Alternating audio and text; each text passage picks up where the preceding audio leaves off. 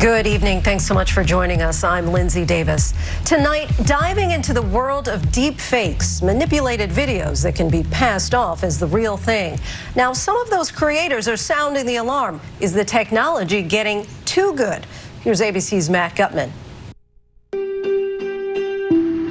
Doylestown, Pennsylvania, a town of just over 8,000. 16-year-old Madeline Heim is a cheerleader here, a sport where success could lead to major competitions and potential scholarship opportunities. But any future in the sport was put in jeopardy by this video. This is a deepfake, a digitally manipulated fake video showing Madeline smoking a vape, which authorities say she never did. I went in the car and started crying and was like, that's not me on video, because I thought if I said it, that no one would believe me, because obviously, there's proof, it's a video, but the video was obviously manipulated. The video was allegedly sent to Madeline's cheer coaches to get her in trouble, and she isn't alone.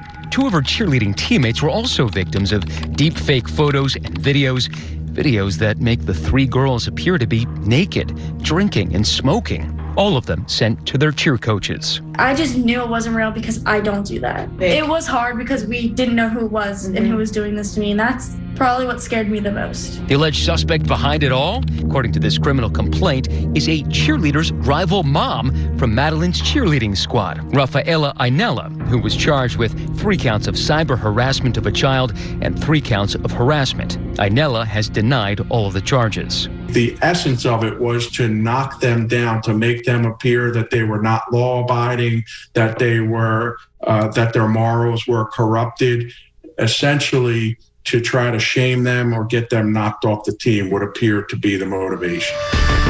This small city cheer rivalry may have gotten out of hand, but it only begins to skim the surface of how dangerous deepfake videos can be in the wrong hands. We as technologists have to take more responsibility for the technologies that we are developing and unleashing on the world. Like this video, it shows the dangers of deepfake technology by manipulating world leaders into saying what the creators wanted them to say. Is it not hard for democracy to collapse? Yeah, it's essentially a detective game. You're given an image, a video, or an audio, and you're asked to determine if it's authentic. And this happens almost on a daily basis now. Experts say that women are subject to the majority of deepfake crimes when their faces are edited into pornographic content. Probably the most damaging deepfakes are ones that you and I have not seen, and those are in the form of non-consensual pornography. I suspect it's just a matter of time before we start seeing the entryway of deepfakes into the political arena as well. Big Hollywood studios have sometimes taken advantage of deepfake technology for their films, the Star Wars franchise using it to complete The Rise of Skywalker after Carrie Fisher died before its completion. This mission is everything. We cannot fail. We expected Amy to win. But it's not just the big screen. The most popular videos are ones that have gone viral on social media. You see, I would never say these things. From former President Obama to the Queen. On behalf of myself, your Queen, and all at Channel 4. To Spider-Man. We have to shut it down. It's the real thing.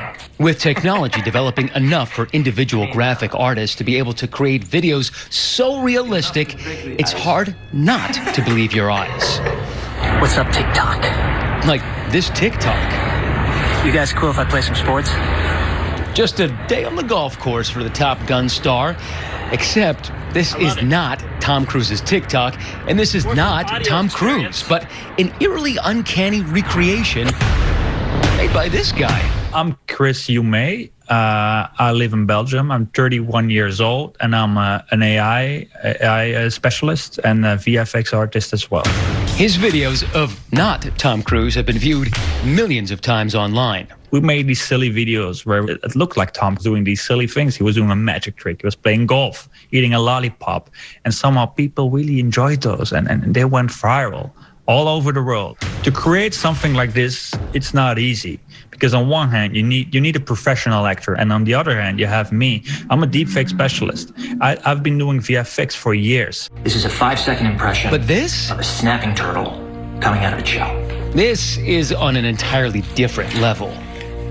People are always scared for technology, and we have to learn how to handle this stuff. We have to learn how to find confirmed sources, to make sure the authenticity of those videos that it's real. In Los Angeles, I meet Hao Li, punk rock on the outside, hardcore tech guru on the inside. Maybe do a pose on the screen. And an expert in the art of deepfake technology. Basically, deepfakes, which is creating avatars, right, has been around for a while. The technology of deepfakes is not absolutely new. So deepfakes came out around late 2017, but the idea or the task of creating a digital human has existed in visual effects for a while. It's really the technology behind has become mature so that it's possible for any person to create these kind of content. Some faces. Hao has been considered one of the best deepfake artists in the world. What are the positive applications of a deepfake type thing? There isn't much of positive applications in my point of view, but I think the core technology itself, which is, deep generative models, technologies that can generate imageries, is a fundamental component for many applications that I think is important. But the message sometimes needs to be seen, to be heard. At his artificial intelligence startup, Pinscreen, Hao and his team have put together high-level technology that creates deepfakes in real time.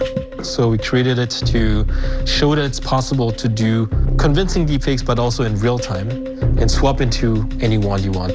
With the program they've built, Hao can turn his researcher, Zijin, into Will Smith, or Leo DiCaprio, or Theresa May, instantly and with frightening accuracy. At what point do we get to that event horizon where it's too perfect, and then anybody can fake anybody? We're not too far away from it, first of all. I think it's technologically already possible to create really perfect ones. As he turns his head, you can see that his ear looks very different than Tom Cruise. This is where Hani Farid comes in. My name is Hani Farid, and I'm one of the world's leading experts in detecting deepfakes. Let me talk about In Berkeley, the beating heart of California's tech empire, Hani has become a digital watchdog for the AI age. We always see the evolution of digital technology. Starts off sort of slow, clunky, expensive, and then every 18 months or so, it gets twice as good, twice as cheap, twice as fast. Deepfakes has in some ways been that on steroids. The resolution has gotten better. The quality has gotten better. It's gotten perceptually more compelling. They're more sophisticated. And here's the important part. It's more democratized. More and more people can create these deepfakes. In order to keep ahead, Hani develops innovative techniques to stay one step in front of the fakes. A cyber Sherlock Holmes, if you will, gumshoeing his way through the internet. When we talk, our mandible, the jawbone here, is connected to the ear.